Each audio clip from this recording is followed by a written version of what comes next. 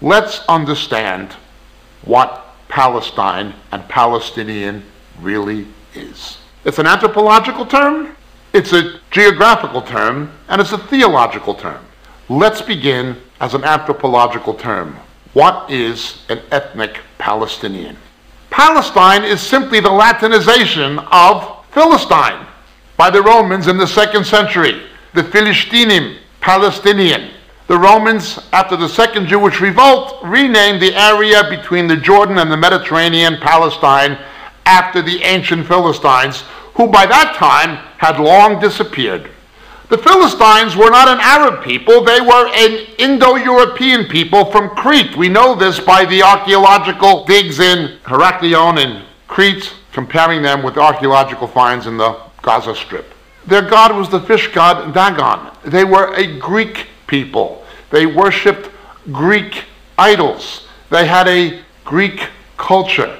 They were not in any sense Arab. These were the original Palestinians, the true Palestinians. An ethnic Palestinian has not existed in 2,500 years at least. There has not been a Palestinian on the face of the earth in any ethnic sense. Then we have it as a theological term. There have been books written by scholars. Jewish and Christian theology came from that region between the Jordan and the Mediterranean. That is true. That is the theological origins historically of both Judaism and Christianity. As a theological term, we have Palestinian theology, which is Judeo-Christian. Islamic theology came from Arabia in its origin. Its ontogeny was Arabian, and it developed through the Middle Ages in Egypt. Islam is not theologically a Palestinian religion the way Judaism and Christianity are. Then we have Palestine as a geographical description. Again, largely the area between the Jordan Basin and the Mediterranean. Prior to the establishment of the Jewish state, the re-establishment of the Jewish state by the United Nations in 1948, the region was called Palestine and had been for some time, but only as a geographical term. A Palestinian was not an Arab in any sense. There were 30,000 plus Jewish soldiers who fought in the British Army in the Royal Palestine Legion. That was on their patch. Every one of them was a Jew. The original name of the Jerusalem Post, Israel's English language newspaper, was the Palestine Post. The original name of the Israeli Philharmonic Orchestra was the Palestine Symphony.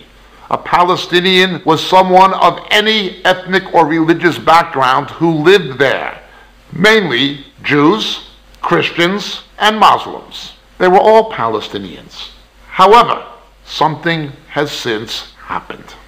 We have people claiming a Palestinian identity that was in fact not their own claim, but was imposed on them for political considerations by their leaders in the 1960s and 70s. They are not ethnic Palestinians. They are not European, they are Arab. Their ancestors originated in Arabia. And most of the people today calling themselves or are being called Palestinian are in fact the descendants of immigrants who came to the land between the Jordan and the Mediterranean, often illegally during the British Mandate and during the Jewish Aliyah for a higher standard of living under the British and Jews than was available in the surrounding Arab world. They came from Tunisia, they came from Egypt, they came from Arabia. Yasser Arafat was born in Egypt, educated in Egypt, and served in the Egyptian army. There was land owned by absentee Arab landlords, but there was no state or people called Palestinian. A Palestinian was anybody who lived in the geographical region, be they Jew, Arab, Christian, otherwise. Yet something happens. In 1970s, people in the West Bank of the Jordan went to sleep. They went to sleep that night being Jordanians. Who said they were Jordanians? In 1970 and in 1968, Yasser Arafat said, Palestine is Jordan. Only when he attempted to take over Jordan from the Hashemite Bedouin kingdom of King Hussein in Black September of 1970, the British armed and equipped Jordanian Legion systematically massacred between 15 and 18,000 of Yasser Arafat's so-called Palestinian followers in 12 days in Black September. Tens of thousands more were driven into refugee camps in Lebanon by the Jordanians, not by the Israelis. They didn't come from the West Bank, they came from Jordan. Historical documents tell you that. Not only did Yasser Arafat say that Jordan was Palestine, but so did His Majesty King Hussein of Jordan. He said Jordan is Palestine.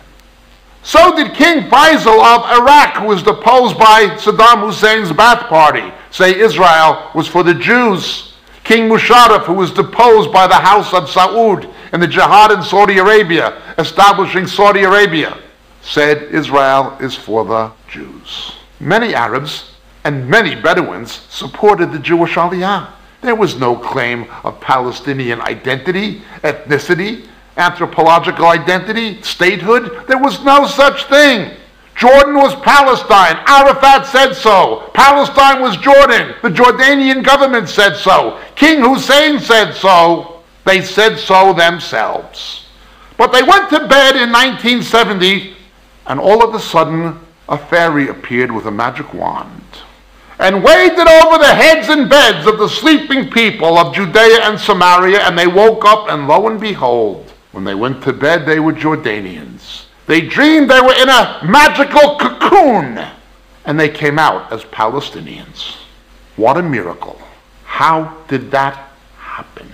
The fact of the matter is that from May of 1948 until June of 1967, the West Bank, East Jerusalem, the Gaza Strip, the Golan Heights were all firmly in the hands of Arab Muslim rulers. If they wanted a second Palestinian state, in addition to the one that they themselves already said existed in Jordan, why did they not simply create one when they had nearly 20 years to do so? Nobody would have stopped them. Gamal Abdul Nasser of Egypt kept the Gazans in subhuman poverty. What happened to Palestinian nationalists, if there was such a thing, on the Jordanians? They wouldn't have lasted very long. Look at Black September. Tens of thousands of these people driven into refugee camps from Jordan. And now the world blames Israel for something that happened in Jordan? Not that I blame King Hussein. He knew what Arafat was, and he was right to protect himself and his country from that man. But they didn't come from Israel. The myth of the Palestinian refugee. They're not Palestinians. The Jordanians. And most of them came from Jordan, not the West Bank. Israel was forced to conquer the West Bank in 1967. They didn't want that war. They didn't want the war in 1948. They agreed to the UN partition. Look at the facts. It is audio documented recordings in Arabic of the United Arab Command telling the Arab population to leave because the United Arab Command and its armies were going to push the Jews into the sea. Then they would return once the Jews were pushed out. Only they did not bank on losing the war, because they had the numbers and they had the arms, much of it provided by the British. The Jews were simply largely refugees or kibbutz farmers or Holocaust survivors. No one thought they would have won, but they did. And they won without much international support from anybody, including America. But they won anyway. Now all of a sudden the aggressor becomes the victim. You drove us out? No, you left. Initially, the Israeli government told them not to leave, beseeched them to stay and make peace. But we're told the lie over and over and over. Open revisionism. They have rewritten history. They are propagating something that is utterly and totally false, at odds with the documented record. They had 20 years to make a Palestinian Arab Muslim state if they wanted one. They could have had peace. They rejected it. The Israelis did not want those wars. They were forced to fight in self-defense.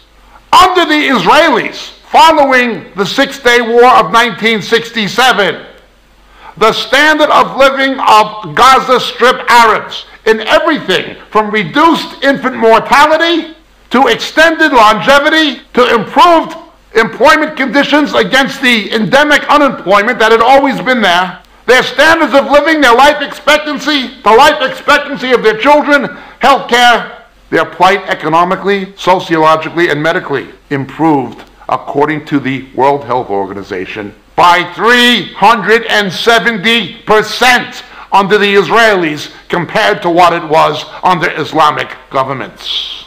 The billions of dollars and euros given to the Palestinian Authority in Gaza and the West Bank before Hamas took over Gaza was not simply misappropriated and misallocated.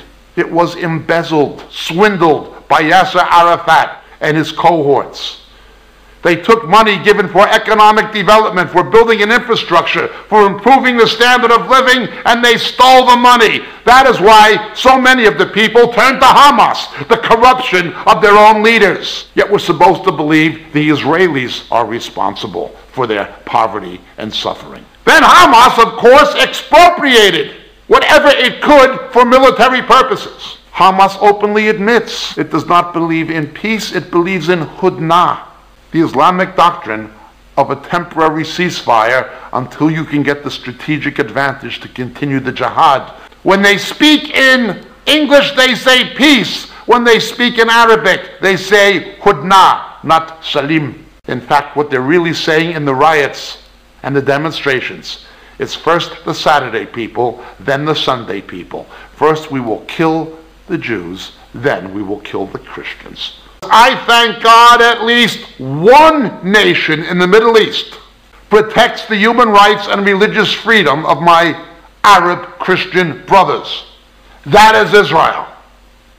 Genocide, 3.5 million exterminated by radical Islam in Sudan and Darfur. The world hardly said a word. When Europe turned its back on the plight of the Christian population in Lebanon, it was Israel who took those Maronite Catholic refugees. The plight of evangelicals is even worse in Islamic countries. Palestine? A Palestinian has not existed in over 2,500 years in any ethnic or anthropological or genetic sense of the word. This year, 2012, a leader of Hamas admitted that they came from Arabia. Admitted it themselves. They know it, why don't you? The indigenous people with the Israelis. Canaanites are long gone.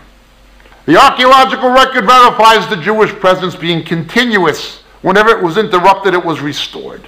Yes, Israel until 721 BC was there, but with the Assyrian captivity it disappeared and it became Samaria. Until 585 BC, it was an Israelite presence in Judea. Then came the Babylonians. 70 years later, who comes back? The Israelites. It comes under the control of the Persians, who gave them a virtual independence. Then it comes under the control eventually of the Seleucid Greeks. But with the Maccabees, they're gone. It's back in the hands of the Jews through the Hasmonean period. Then it comes into the hands of the Romans. But for a 2-year period, it's back in the hands of the Jews, then the Romans again, then the Byzantines, then for a brief season the Arabs, then the Ottomans, the Crusades, Turks again, then the British. None of them have ever lasted. The only nation that has ever continued to return and reestablish itself is the indigenous people, the Israelites. That is a fact.